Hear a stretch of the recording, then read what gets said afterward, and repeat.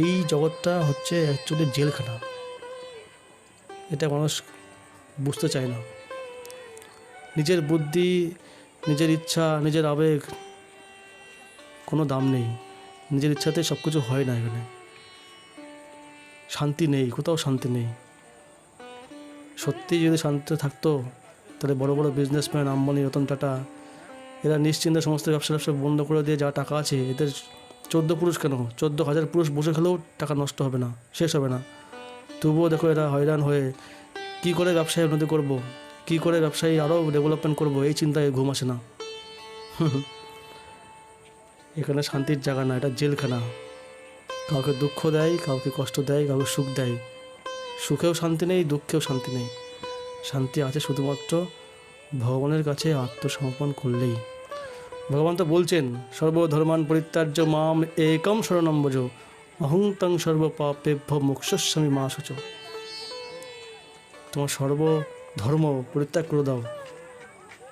ধর্ম মানে আমি হিন্দু, মুসলিম, খ্রিস্টান, এটা নয়। ধর্ম মানে তুমি মনে করছো আমি একজন নারী, আমি একজন পুরুষ, আমি একজন নপুংসক, আমি একজন ভারতীয়, আমি একজন ইংল্যান্ড, আফ্রিকান, আমি কালো, আমি সাদা। তুমি কিচ্ছু না, তুমি আমার ভক্ত। ভগবান বলছেন তুমি আমার ভক্ত, আমার সঙ্গে নিত্য সম্পর্ক ভুলে গিয়েছ বলেই তোমাকে শাস্তি স্বরূপ এই জেলখানায়, এই জগতের বন্ধনে ফেলে দেওয়া হয়েছে। আমাকে জানো, আমাকে বোঝার চেষ্টা করো। তুমি 1 পা এগিয়ে আসো, আমি তোমার দিকে 50 পা এগিয়ে যাবো, 100 পা এগিয়ে যাবো। দেখুন কি সুন্দর এই বিদেশের এক প্রভু, সেখান থেকে ধর্ম সব ত্যাগ করে দিয়ে এই মায়াপুরে পড়ে আছেন।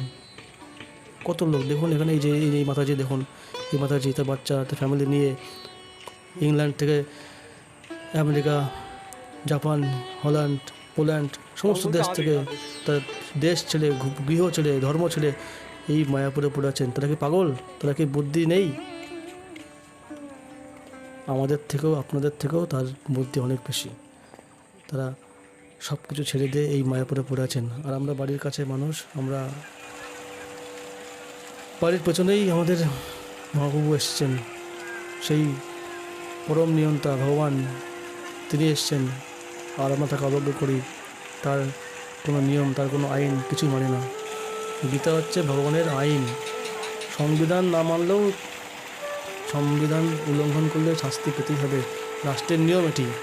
ঠিক সেরকমই ব্রহ্মাণ্ডের নিয়ম, ব্রহ্মাণ্ডের আইন শ্রীমদ্ ভগবদ্গীতা। এই শ্রীমদ্ ভগবদ্গীতা পড়তে হবে, জানতে হবে।